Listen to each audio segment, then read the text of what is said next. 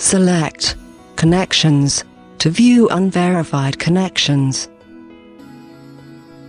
Select one or more used connection types.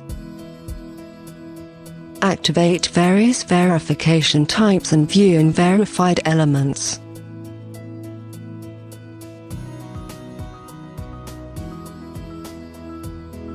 Go to the Steel Connections view.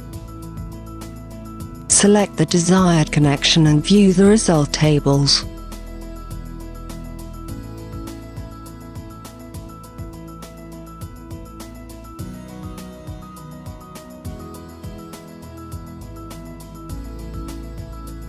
You can also activate the element numbering feature.